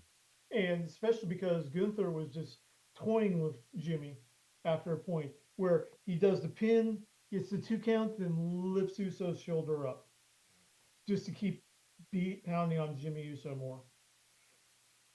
Yeah. So, but I think what's going to happen is now Jimmy's written off TV, and Jimmy comes back at WrestleMania to help Jay win the title. Yep. That's why you have Jimmy get put down like this, so he can come back at WrestleMania, and or even better yet, come back at the Monday Night Raw after WrestleMania and challenge him for the title. Yeah. Anyway, but although nobody at the wants to end- see that. Yeah, at the end, Jay does come running down Yeah. and chases Gunther off to prevent Gunther from doing more No, damage to it, bro. no, he chases him off, and then as he's getting his brother up and out the ring after the match and walking him out, Gunther comes back, smacks him in the back of the head, Yeah, that's zip right. ties him to the ring ropes, and then proceeds to continue beating out of Jimmy for like another 25 minutes Yeah. while Jimmy's wearing the crimson mask and bleeding all over the place.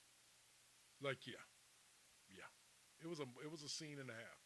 But I will say this: fuck all the people that try to say, oh, when AEW does blood, it's bad, but when WWE does blood, it's good. Yes, because the blood enhanced the scene. It enhanced the story that was being told. It wasn't blood for blood's sake.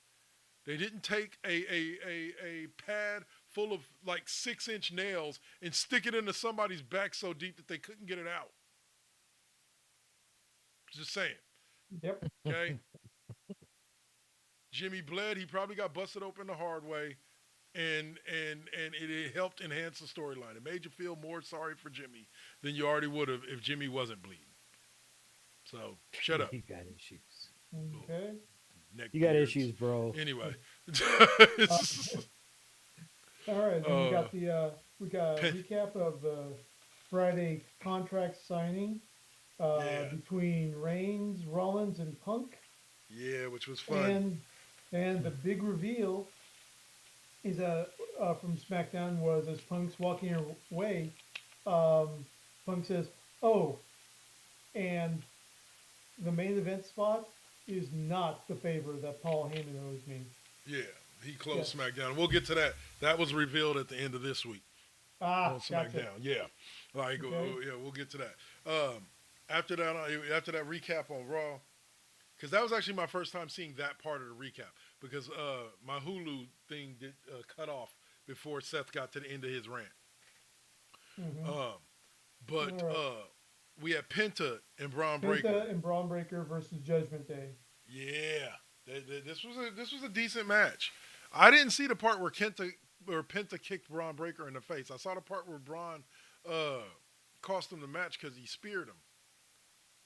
Yeah. Braun accidentally spears Penta, and Penta, Judgment Day goes to work on Braun Breaker after the win, and Penta recovers, tries to kick Judgment Day off of Braun Breaker, and he accidentally hits Braun. So they got heat. Well, we're looking at Penta versus Braun at WrestleMania, and Braun's probably dropping the belt. Just because of the way everything's turned out. And you might see Dom Mysterio thrown in there too. You might see one of the members of Judgment Day, either Dom or Finn, thrown in there as well. It might be a triple threat match. I think we're going to be looking at a lot of triple threat and like 4 and 5 person matches or 4 and 5 team matches. Right. I Also- honestly believe if he's thrown, if Dom Mysterio is thrown into the ring, if Dominic Mysterio is thrown into, I think he's going to win the IC title. I think there's a good chance you could be right on that one. And actually, it's Penta's first pinfall loss. Yes. And Well, he's still undefeated in one-on-one, but yeah. Right. It's his first pinfall loss, yeah, for sure. Yep. And then we had Logan Paul and AJ Styles doing their thing. Before that, we have to cut to Adam Pearce with Chad Gable. Gable's just going on about El Grande Americano, and Pearce is saying, "Well, Chad, you're still sick, so it's a shame because next week we're going to be in Minneapolis, which is Chad's Your hometown. Yep. So can't have you wrestling out there in front of your hometown crowd because you're still sick." You're still And sick. Gable's He's like, like, I can "Oh, get no, better. Yeah. No, but hey, El Grande Americano will be there. So why don't we put him in a match? Yeah. So Alpha Academy walks in, and Maxine talks with Adam Pearce about she has an idea with Natalia to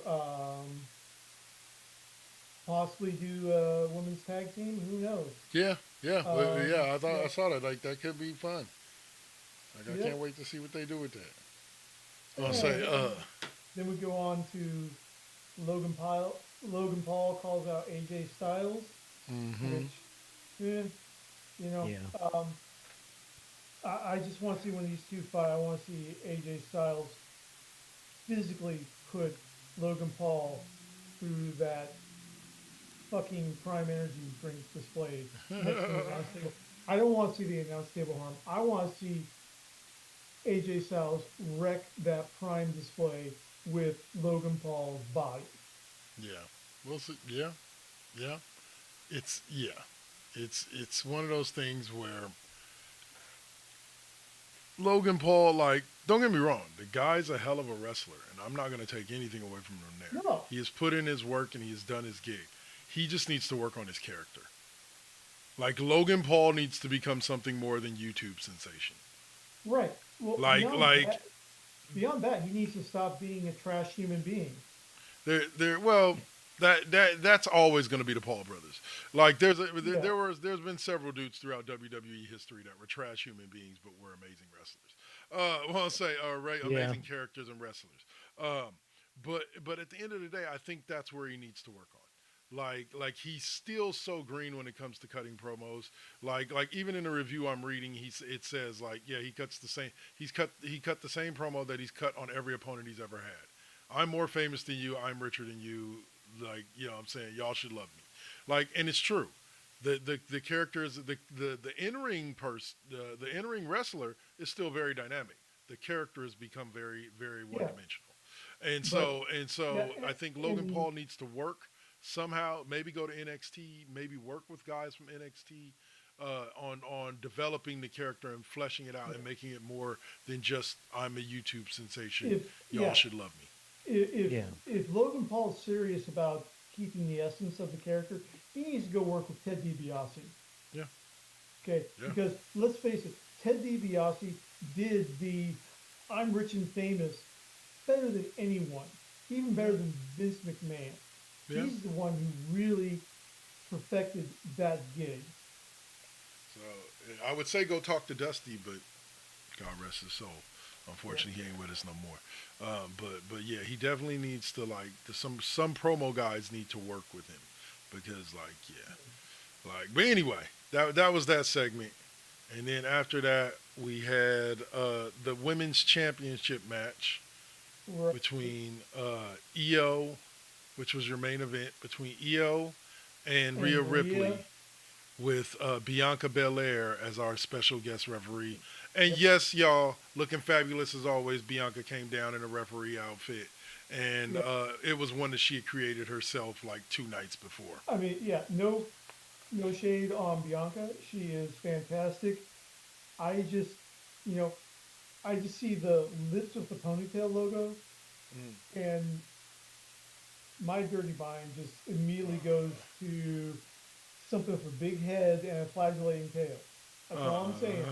That's all I'm saying in there. But yeah. Shame on you, sir. And I think not speak of my queen like that. Bianca did a great job. No, she did. Calling the match.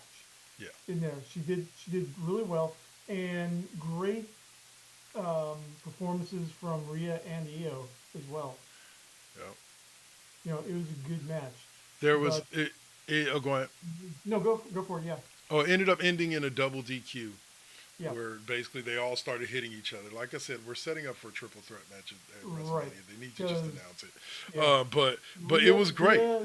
Rhea hits Bianca accidentally, and Bianca lets the match continue to play. Yeah. And then maybe about like 5 minutes. But later, she misses a pin because of it. Oh right, yeah. Yeah. Rhea has Io in like a 20 count. Yeah. But Bianca was knocked out of the ring and she's kind of getting back up. Doesn't see it. Io gets out. A couple minutes later, Io hits Bianca, and then Bianca's like, "That's it. Call it double disqual."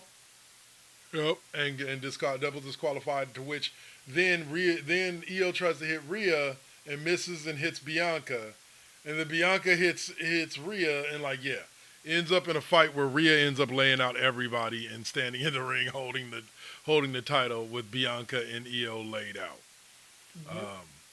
I would love to see Bianca win this match, but I think we're setting up for Rhea to be a 3-time women's champion. Yep. Or women's world heavyweight champion. Like, I just think we are. Like, I could be wrong. Bianca could be the ultimate winner, but I think that's what we're setting up for. So that was Raw, and now we can get to what the Saint wanted to discuss, which was let's smack it down. Yeah. And So, let's see. We opened up. Did we open? Yeah. No, we opened up with CM Punk and CM Punk when he CM Punk and Paul Heyman, right? yeah, Yeah. the first go round. Yeah. And they talk to each other, and Paul Heyman asks Punk a favor. He asks him to let him know what the favor is, and Punk's like, nah. We'll I'll wait for your Roman to boy. get. Yeah, We'll wait for your boy.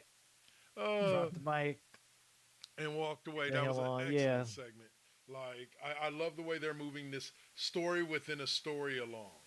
Like, because you have the triple threat match, so obviously Seth Rollins is involved in it, but you have this back and forth between Roman and CM Punk, and then you have a back and forth between Seth, and then you have Seth and Roman, and then you have a back and forth between CM Punk and Seth. And, it's overload. It's fun. But yeah, so Punk announces that, says we're gonna wait for Roman. Okay. Then Yeah, we get the debut of Penta's brother, Yes, Ray Phoenix. Fuck yeah. For those of you who don't know the story, Ray Phoenix was a part of a tag team known as the Lucha Brothers. They wrestled in Lucha Underground. They wrestled on Indies, etc. They found their way to AEW, got some mainstream going on, got some mainstream push going. They actually have fairly successful careers over in AEW.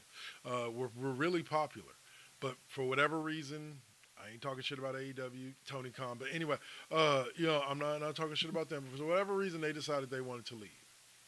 Yeah. It got reported, or somehow the dirt sheets found out that they were going to leave for WWE before Tony Khan did. And when Tony Khan found out, like the child that he is, like I said, no shade at AEW, but like the child that he is, he added injury time to Ray Phoenix's contract, which is why the debut of Ray Phoenix has been so delayed from the debut of Penta on Raw.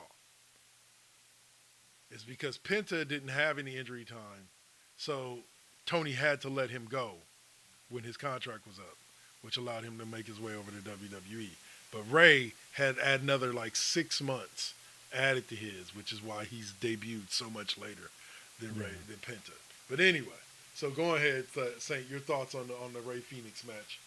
Listen. This match was balls to the wall, action packed, flying everywhere. I mean, it was high flying everywhere. Okay, that has been some of the Lucha style, best lucha,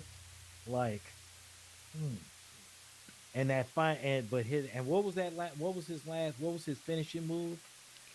Let's see, the Mexican Muscle Buster. Yeah, that shit right there. He cut a I was promo with afterwards, basically talking about how he was excited to be in WWE. He feels like he's finally home. It's funny how many people say that when they get here, when they get there. But he said he's dreamed all his life of being in WWE one day, and here he is. So let's see.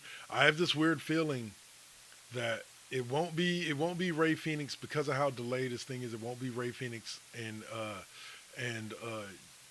LA Knight for the U.S. title at Mania.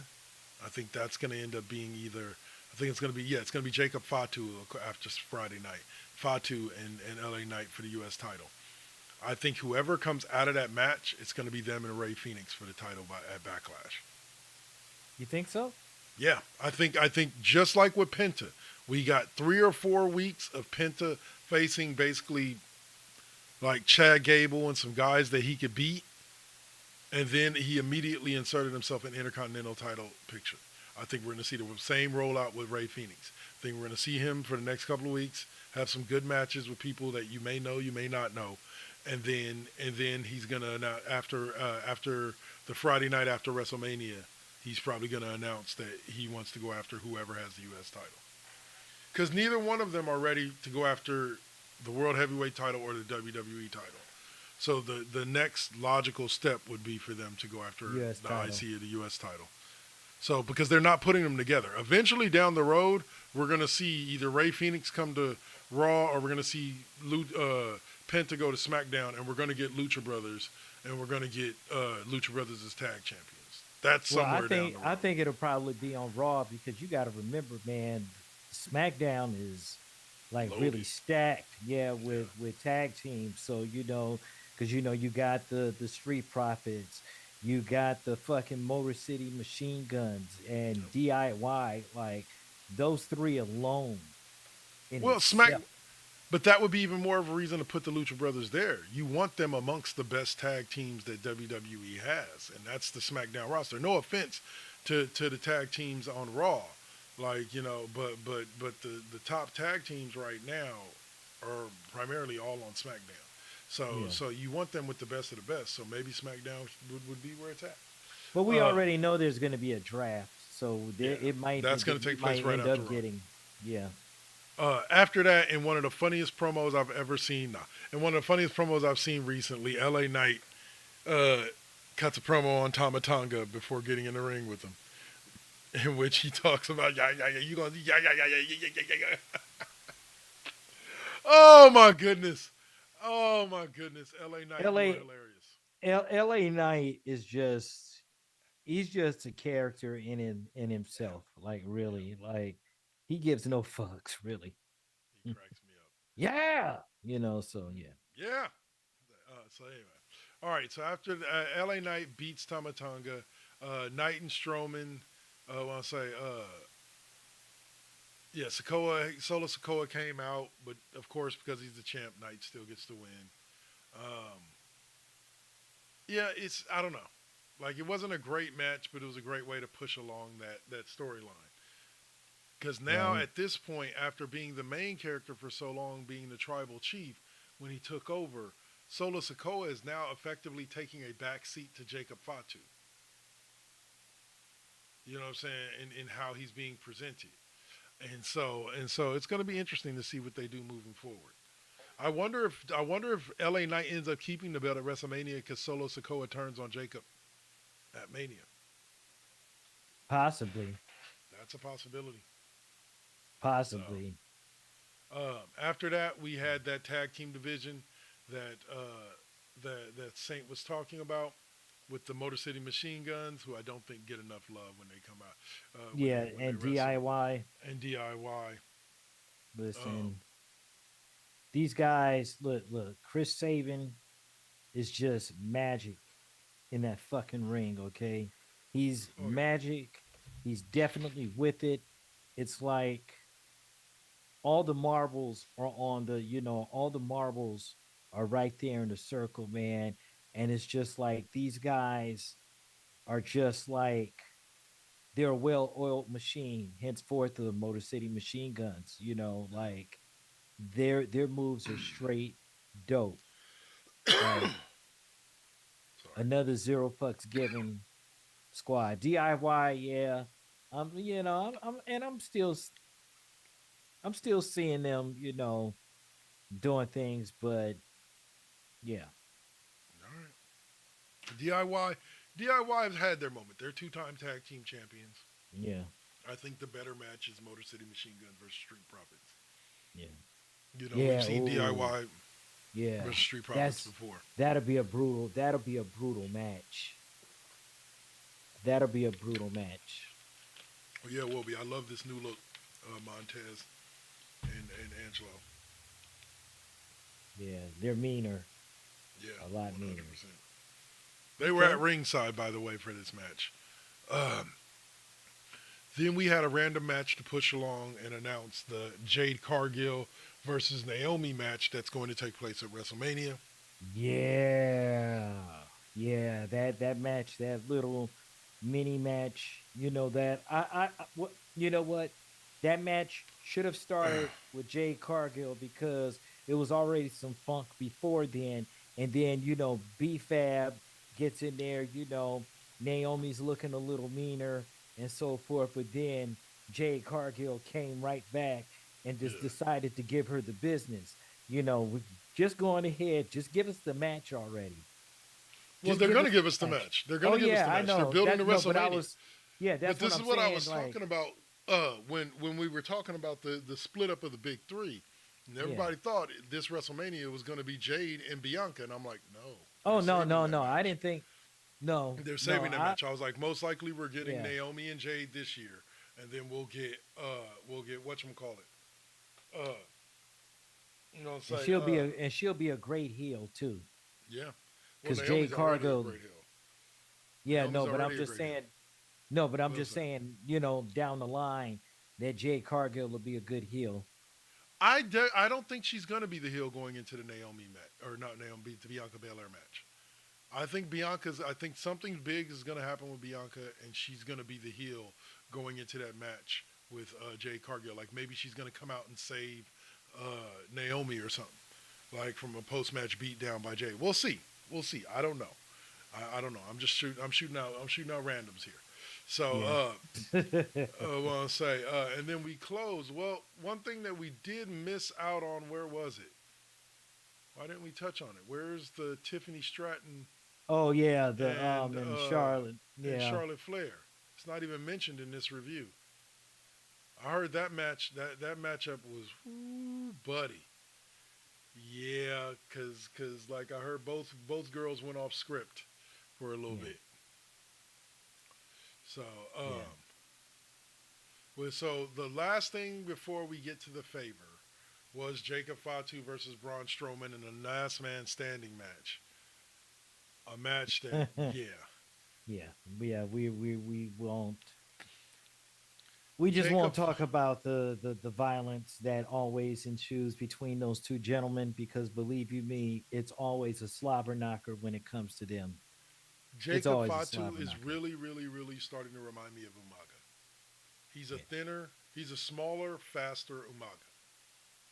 Like, but a lot of the moves, a lot of the ways that he acts, the way that he carries himself out of the ring, it's obviously modeled after Umaga, and like that's amazing.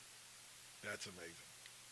Uh, Solo uses the Samoan spike. Uh, that was Umaga's deal. But Fatu defeated Strowman, so he's headed to Mania to face LA Knight for the U.S. title, which I think is going to be a hell of a match. And then we closed, where we find out what the favor is. Seth Rollins decides to come out to the ring just to make it a little spicy. And I pretty much figured this is what the favor was going to be. But it was weird watching it play out. It was kind of awkward to an extent. But I like Paul Heyman and I like his acting style, so I give it an A+. But you had you had Seth come out, agitate Roman a little bit. Finally, we're in Chicago, so of course CM Punk's the last to come out. He gets the big pop from the Chicago crowd.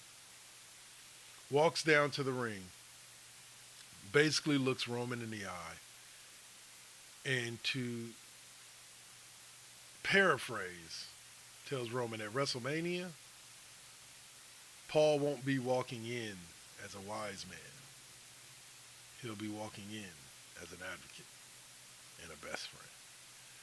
So CM Punk's favor from Paul Heyman is that Paul Heyman walks in to the triple threat match at Mania as his manager and not Roman's wise man.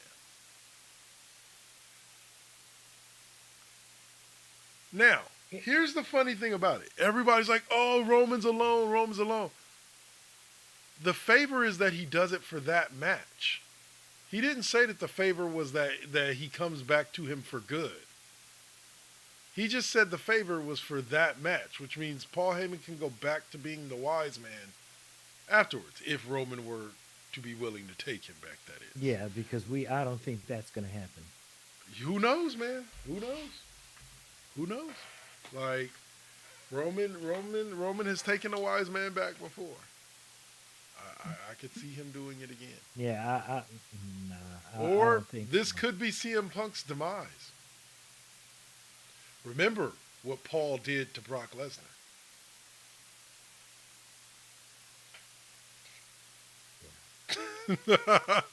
I said, don't forget that. Yeah, I forgot Don't about forget that. that's how Roman got the belt back. Because that's yeah. Uh, Yeah, he- Brock. he- Yeah, yeah. Brock Lesnar. Yeah. It might be Brock- like fuck you and fuck you. Okay, Brock, kill him. Yeah, yeah. Yeah, we might see the return of Brock. And if that happens, I could see the triple threat. I could see the triple threat match ruin right there. Brock against Roman Reigns against CM Punk. Yeah, that would be Yeah. fun one. That'd be fucking awesome. That would be fucking awesome. All right, so that was the close.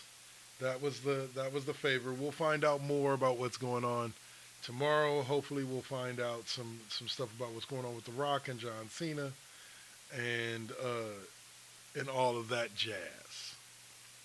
So that'll close us out for the big sweaty men grabbing on each other in underwear, known as wrestling. And now we get to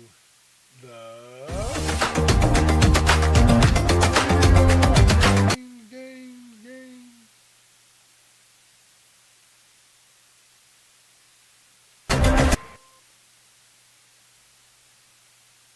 All right, and we are back. All right, fellas, I heard you got a couple things for me here. What you got? Okay, Dave. Okay. Let's get back to.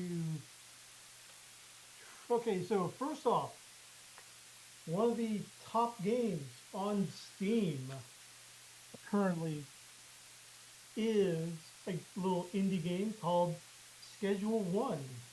Okay. Otherwise, you can also call it Breaking Bad the video game.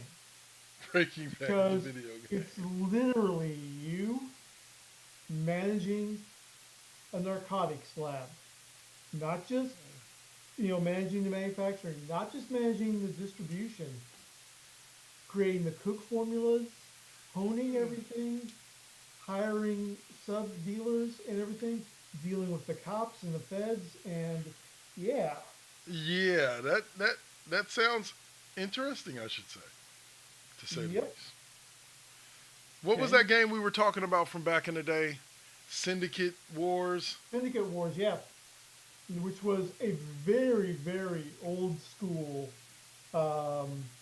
mobile and I think even last era of basic game, freeware, where you were playing a drug dealer. I remember. What was, I don't think it was Syndicate Wars. It was a different game that I used to play. It was like about being in a mob, and Yeah. but it was one of those games where it was just the choices that you made that made Yeah. the difference. Right. I look forward to playing that. What about you, Saint? And yeah, go ahead. Well, for me, couple of complaints. Well, no, couple of we were things. asking you you about talking the about Syndicate Wars. Yeah. Oh, Syndicate. Listen. The Syndicate Wars, man. That to me was another staple, especially for the PC. That around that time, that was around the time I would be playing XCOM or stuff like that, or even fucking the Shadowrun. So Yeah. it reminds me a lot of that, and yeah, I'm taking it for what it is, man. Yeah, Yeah. I'm No, with it. Yeah. No, the stuff I'm talking about though was way, way back in the DOS and Apple Basic days, where it's basically a trading sim. You remember those trading sims where you're playing Interstellar Trader, buying cargo in one location, going to another location, selling that cargo, no graphics at all, it's just all text interface. Right. They did something like that for the drug trade. Yeah. Yeah. So yeah, that is Okay. Oh, Okay. oh, wait a minute. Hold on. Nope, hold on. Okay, so you got anything else for us, Dave? I got a lot for us. Let's Okay, keep going so then. you know that we here at Pop Culture Corner try to keep politics out of our entertainment here, Yeah. but sometimes we just can't avoid it. Okay. And so, while the release date for Nintendo Switch 2 is still June 5th, the pre-order dates in America have been delayed because of the uncertainty from the tariffs. Joy. Yep. So while everyone else in the world is going to be able to pre-order the Switch 2 on April 9th, Uh, the US, it will not go on pre-order sale. Uh, uh, doesn't even say when. damn. So who knows when we'll be able to do the pre-order. Well, my daughter will definitely be disappointed to hear that. Yep. So keep up with Nintendo.com. They'll be giving us pre-order watch for Switch 2 for America. Interesting. All right. And my last information is that, well, because someone is jealous of Sony's snatching defeat from the jaws of victory game, Hasbro did a takedown order of a Baldur's Gate 3 themed Stardew Valley mod. So it's basically a fan mod. It adds all 20 characters from Baldur's Gate 3 into Stardew Valley, which is, of course, one of the biggest cozy game hits. Huge popularity going all the way back to COVID. Nice, relaxing, fun village game. And Wizards of the Coast issued the MCA about it. But here's the problem, is Okay. that while Hasbro, of course, owns Dungeons and Dragons and certain other trademarks, they do not own the characters in Baldur's Gate 3. Those are all owned by Larian Studios. Oh, joy. So, the head of Larian Studios said, we're completely cool with it. That's all that matters. Bring it back up. And so the takedown was reversed within a day. Wow. Wow. But yeah, that is, and the words from Sven Vinke, who's the CEO of Larian and BG3's director, commented so much love went into this amazing work. And he basically called out Hasbro for saying, no, this is how you grow your brand, Yeah. by adapting into other areas and bringing more people, getting more people interested from outside the brand in. Right now, Exactly. all you're doing is preaching to the choir. Right. Yeah. You're screaming And- down an empty hall. Exactly. Exactly. And this gets back to my little SmackDown Alley bit about Brendan Lee Mulligan's Titan Takedown campaign for Dimension 20 with WWE stars. I mean, this is how you grow role playing Right. in there, You have because people- you bring in a bunch of people who enjoy doing role playing, who are in a separate industry, and they bring along their fans in the wake, and then people are like, huh, okay, yeah, that gets kind of cool, yeah, it looks fun, Yep. and give it a try. Yeah. So this is, it's just more stupidity from the C-suite and Hasbro.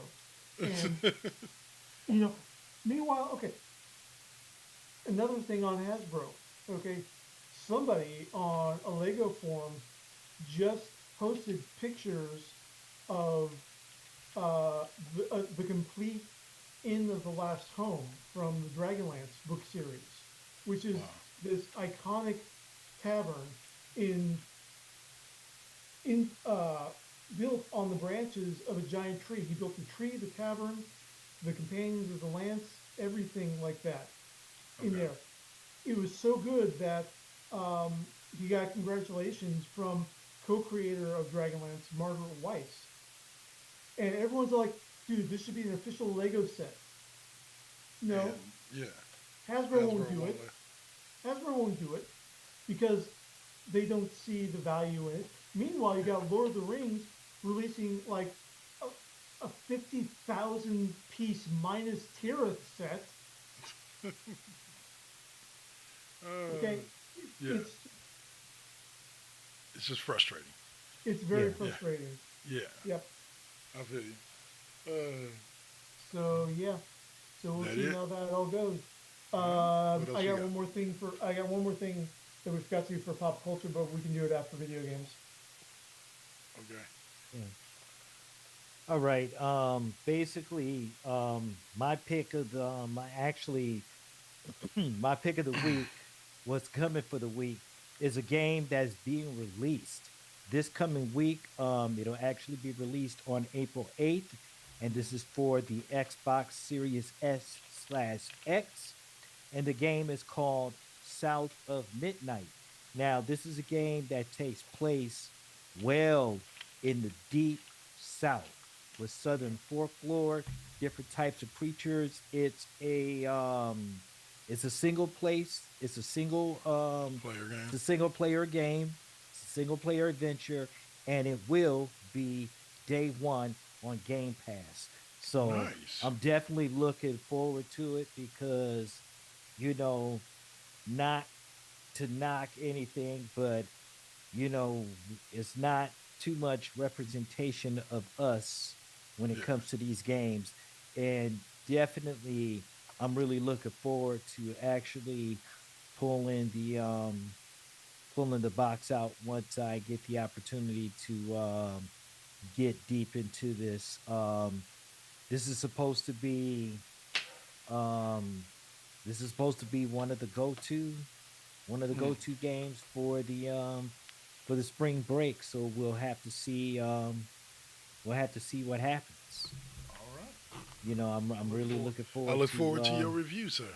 yeah, I'm 100. definitely looking forward to it. And the only other thing I think pretty much is that the sales and all this other kind of stuff, man. I keep trying to tell you guys, if you guys get the opportunity, please play the game Split Fiction. Yeah. It really pulls people together, and you really have to work Yeah. together to play this game. And like I said, it's an adventure and a half. Awesome. So Co-op games are I'm always fun. definitely with it. Oh yeah. Well said. Okay. So I only had two quick announcements, real quick. If you are a PlayStation Plus member, um,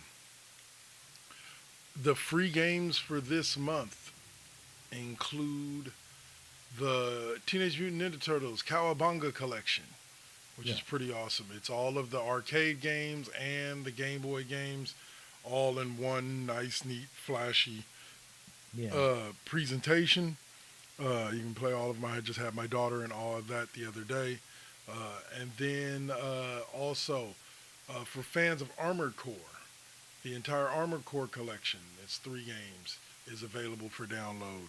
So if you like that game, it's still the old PlayStation 1 graphics, but hey, I used to love that game. And yeah, I'm about to get into playing some this weekend. So check that out. If you're a PlayStation Plus member, you should be able to get those games. It's awesome. And yeah. So all right, Dave, drop us one more before we go to Okay. where can we find you I- next? Yep. I am on my list for 2025 upcoming, The Sinking City 2, which is going to be Windows, PlayStation 5, and Xbox X/S. And this is a sequel to the Sinking City.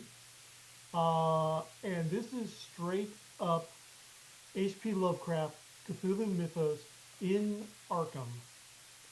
As Arkham starts getting overtaken by the sea. So, Supernatural Flood. It's going to be a great horror game. I'm looking forward to it. I'm going to be trying to get into a Sinking City playthrough on my time. So Nice. we just need to work out other playtimes with these two gentlemen here. But yeah, get into the fantastic. Lovecraft has had some really fantastic games involved in it, Okay. in the mythos that have come out of it, and yeah. Sounds great, man. Sounds great. Be on the lookout for that. Let's see. Yep. All right. So that takes us into our final segment of the show. Where can we find you next? That's right. Right here on the Cheap Pop Podcast, we ask the question to these two gentlemen. Today we'll start with the Saint. Where can we find you next, sir? Okay, all right. So the very next time I will be doing something, we may be, and it may be a short, a possible stream. We may be trying to get our little interactive game feature jumping off.